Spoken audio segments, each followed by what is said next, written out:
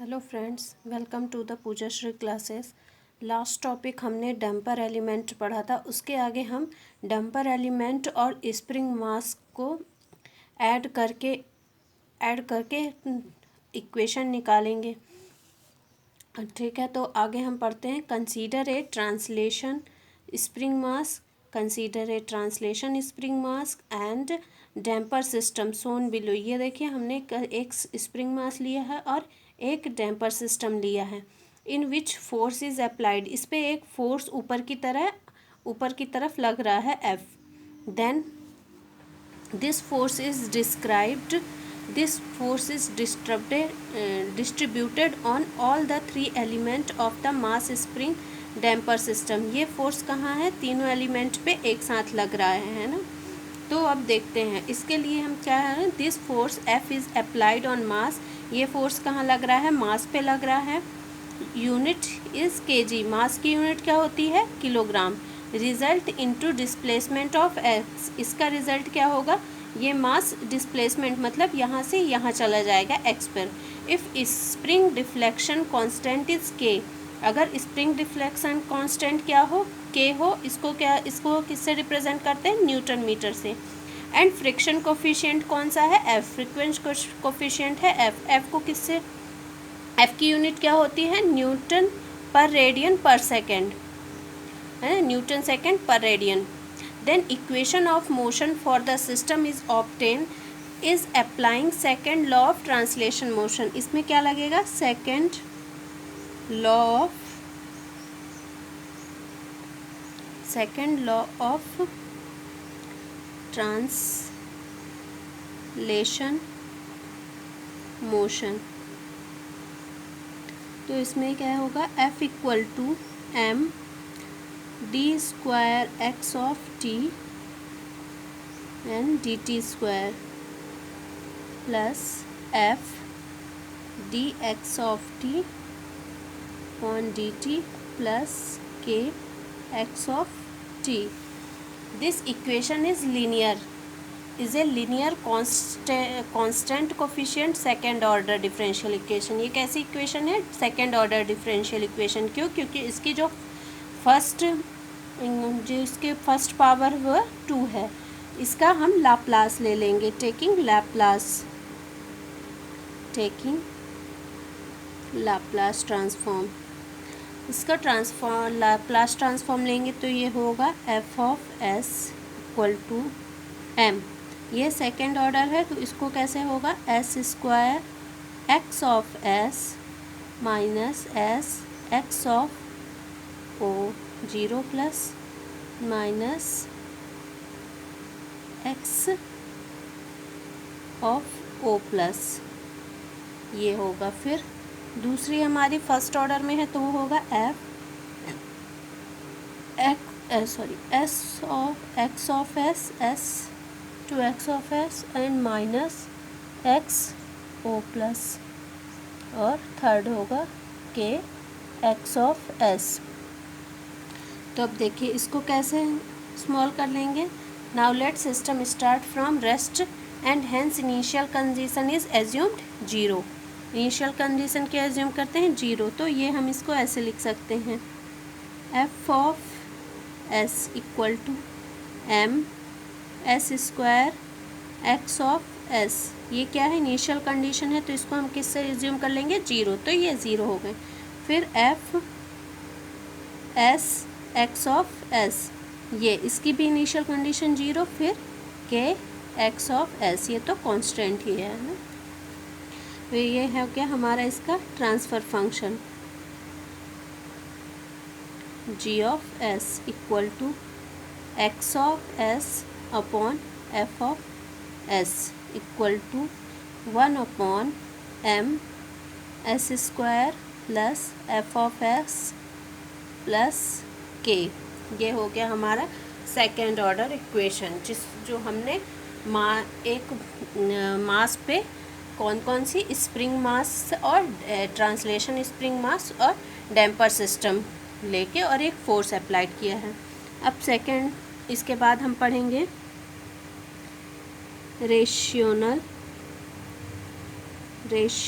Mechanical रेशियोनल mechanical system. अभी तक हम क्या पढ़ रहे थे? Translation mechanical system. अब हम पढ़ेंगे रेशियोनल मैकेनिकल सिस्टम। तो इसमें फर्स्ट है हमारा इनर्शिया एलिमेंट। इसमें फर्स्ट है हमारा इनर्शिया एलिमेंट। इनर्शिया एलिमेंट कैसा है? जे से हम इनर्शिया को रिप्रेजेंट करते हैं।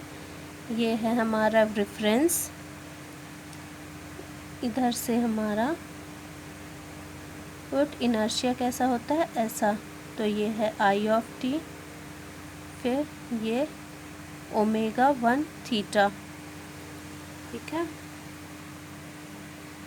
तो I of t equal to J d omega of t differential d of t, और थीटा के टर्म में होगा J d square d upon d t square. ठीक है, ये हुआ where J equal to inertia constant.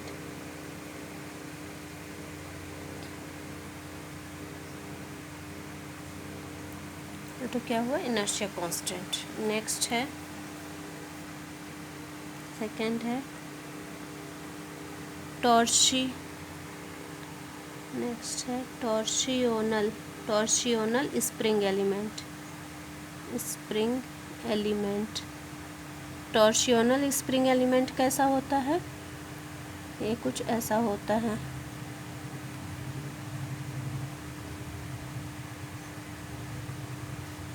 ये हमारा होता है टी ऑफ टी, ये है हमारा थीटा 1 और ओमेगा 1, ये है हमारा थीटा 2 और ओमेगा 2। इसकी इक्वेशन होती है T of capital T of small t K theta 1 minus theta 2 equal to K theta of T.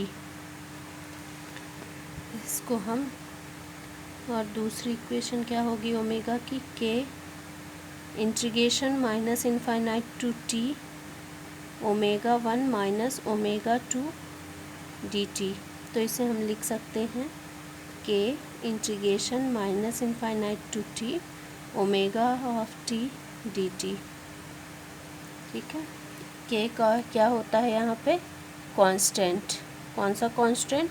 टॉर्सियोनल spring constants. अब थर्ड है हमारा damper element.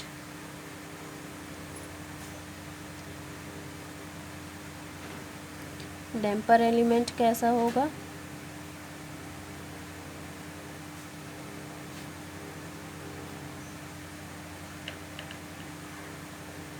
T of t omega 1 theta 1, और ये हमारा फ्रिक्शन, ये ओमेगा 2 और थीटा 2। तो इसकी इक्वेशन होगी t of t equal to f omega 1 minus omega 2। इसको हम लिख सकते हैं एफ ओमेगा ऑफ टी, और दूसरी इक्वेशन होगी एफ थीटा 1 माइनस थीटा 2, ये होगी डिफरेंशियल में, तो इसको हम लिख सकते हैं F differential theta of T. ठीक है, अब इसके बाद हम, ये एफ क्या है? एफ भी यहाँ पे कांस्टेंट है। एफ यहाँ पे कांस्टेंट है। कौन सा? डैम्पर कांस्टेंट है, टॉर्सियोनल डैम्पर कांस्टेंट है।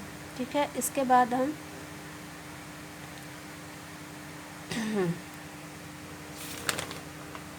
बाद हम सेकेंड ऑर्डर इक्वेशन निकालेंगे किसमें? रेशियोनल मैकेनिकल सिस्टम में। तो इसके लिए हमारे पास एक फिगर चाहिए। क्या होगा?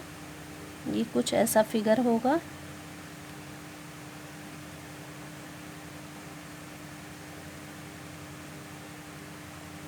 ये है रेफरेंस, ये है हमारा रेफरेंस, ये के कांस्टेंट, ये थीटा टी और ओमेगा टी, थीटा टी और ओमेगा टी, ये इनर्शिया और फ्रिक्शन, और ये है टी ऑफ टी।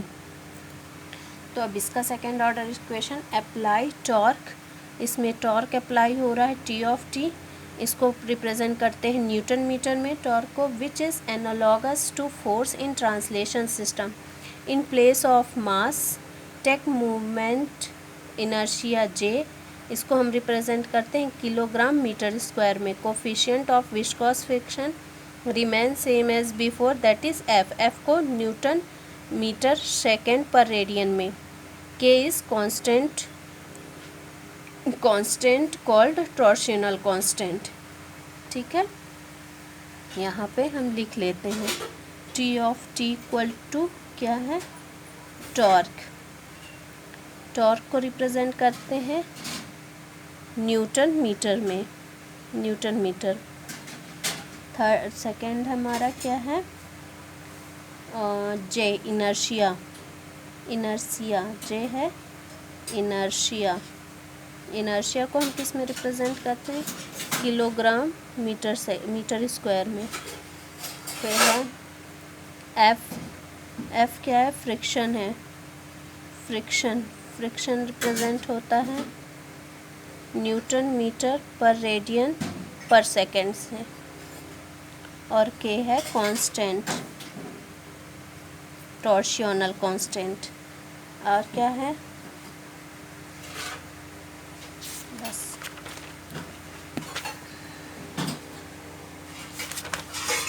अब हम इसकी सेकेंड ऑर्डर इक्वेशन निकालेंगे। इसके लिए हमें क्या करना है कि अब हम सेकेंड ऑर्डर इक्वेशन निकालेंगे, तो उसके लिए rotational mechanical system is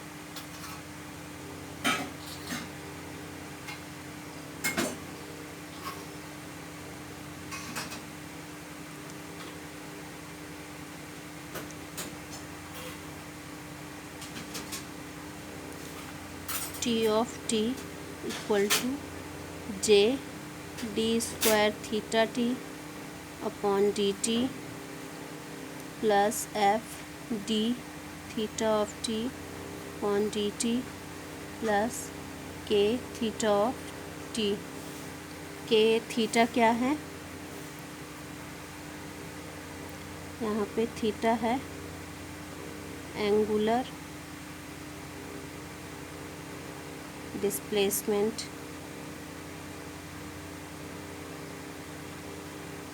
in radian. अब यहाँ पे हम टेकिंग लाप्लास, अब पिछली बार हमने बताया था लाप्लास कैसे लेते हैं, तो अब हम इसमें डायरेक्ट लाप्लास ले लेंगे। T of s equal to J of s square plus f of s plus K और थीटा ऑफ एस। ठीक है, हमने इसमें क्या किया, डायरेक्ट लाप्लास ले लिया। इसके बाद हम इसका ट्रांसफ़र फंक्शन निकालेंगे, तो transfer function equal to theta of s upon T of s, तो ट्रांसफ़र फंक्शन आएगा 1 upon J s square plus F s plus K, ये आया हमारा transfer function. Taking output quantity in term of angular velocity of shaft, taking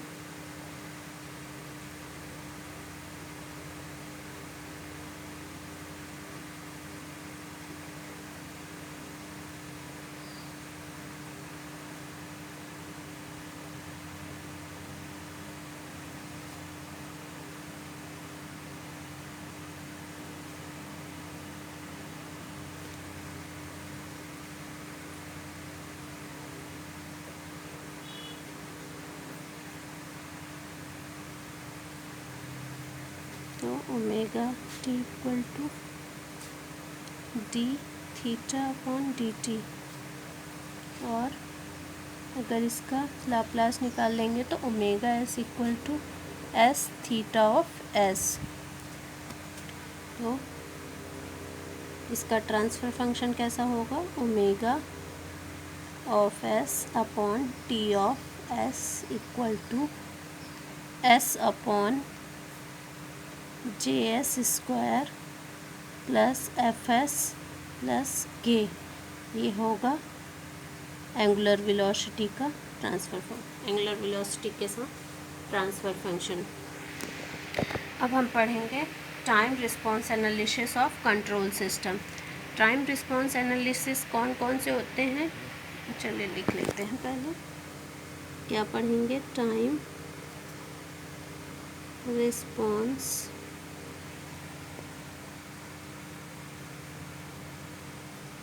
analysis of control system. Time response analysis of control system, इसका introduction हम पहले आपको बताते हैं। Time response means how a system behaves in according with time. Time response मतलब क्या होता है कि सिस्टम टाइम के अकॉर्डिंग कैसे बिहेव कर रहा है, मतलब टाइम के साथ सिस्टम कैसा चल रहा है। When a specified input test signal is applied, जब कोई स्पेसिफाइड मतलब कोई एक स्पेसिफाइड इनपुट सिग्नल में टेस्ट करने के लिए दिया जाए, कोई स्पेसिफाइड इनपुट सिग्नल दिया जाए सिस्टम में टेस्ट करने के लिए, तो वो टाइम के अकॉर्डिंग कैसे रिस्पॉन्स कर रहा है, कैसा बिहेव कर रहा है। The time response of control system is divided in two parts. Time response and control system कितने पार्ट्स में डिवाइड किया गया है, टू पार्ट्स। फर्स्ट है ट्रांजिएंट रिस्पॉन्स और सेकंड है स्टेडी स्टेट।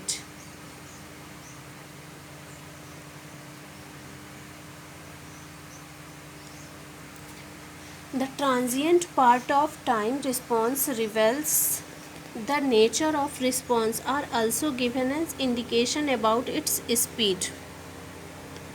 और नेक्स्ट है the steady state part of time response reveal the accuracy of A control system.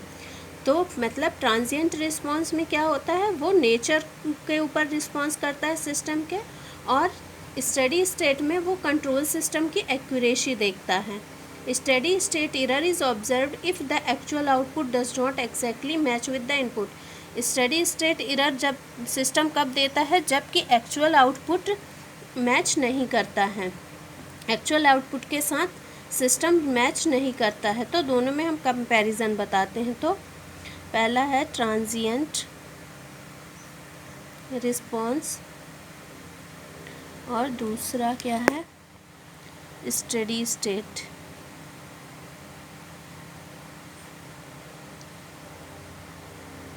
Transient response, the time of response up to 3t और 4t is called transient response. First है the time of response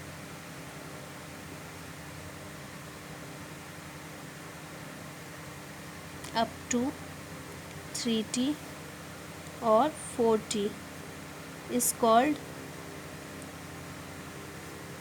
transient.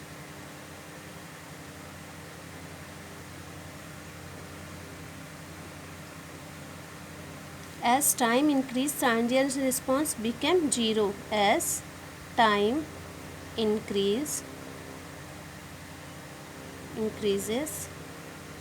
transient response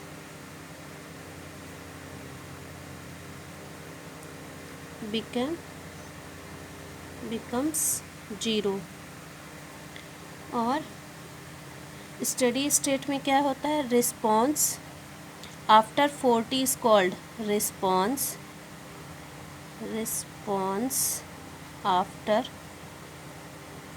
4t is called steady state, is called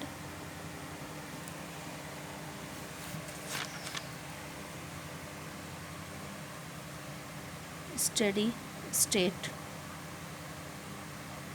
The response which remain after the transient has died out indicate the final accuracy of the system. The response which remain after the transient has died out indicate the final accuracy of the system। Final accuracy क्या बताता है? System की। फिर second क्या है? It does not depend on input signal. ये किस पे? इनपुट सिग्नल पे डिपेंड नहीं करता, और ये it depends on the input signal.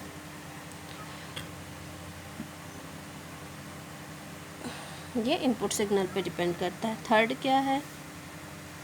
It depends on poles and zeros of a system. It depends on poles and zeros of a system and reveals the nature and speed